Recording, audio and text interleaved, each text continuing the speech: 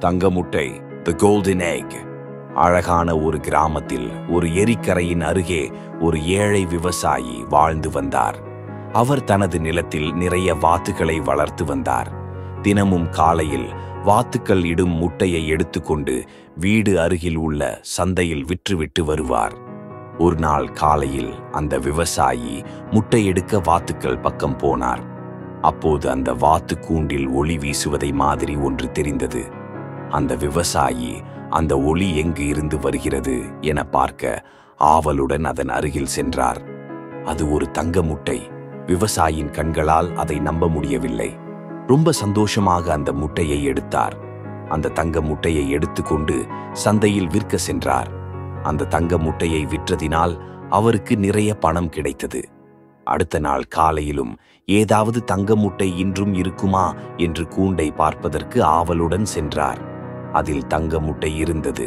இதை தொடர்ந்து தினமும் ஒரு தங்க முட்டை கிடைத்ததால் விவசாயியின் வாழ்க்கை முழுக்க மாறிப்போனது. குடிசை வீடு மாளிகையாக மாறியது. தங்க ஆபரணங்களும் மோதிரங்களும் அணிந்து ஒரு செல்வந்தராக ஆகிவிட்டார். நாட்கள் மாதங்களாக ஓடியது. தங்கமும் பணமும் அதிகம் கிடைத்ததால் விவசாயி வேலைக்கு எதுவும் செல்லாமல் சோம்பேறி ஆகிவிட்டார்.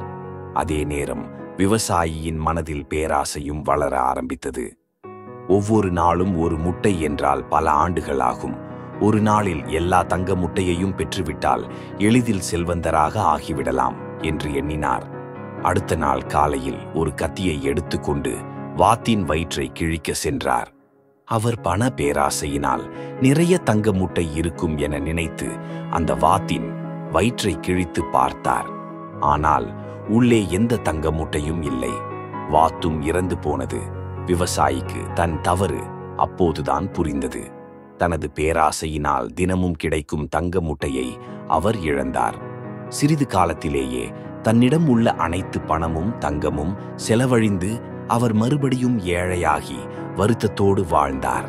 இந்த கதையின் மூலம் நாம் தெரிந்து கொள்வது பேராசை பெரு நஷ்டம். பொறுமையுடனும் நல்ல நெறிகளுடனும் பேராசை படாமலும் வாழ்ந்தால் மட்டுமே உண்மையான செல்வமும் அமைதியும் கிடைக்கும்.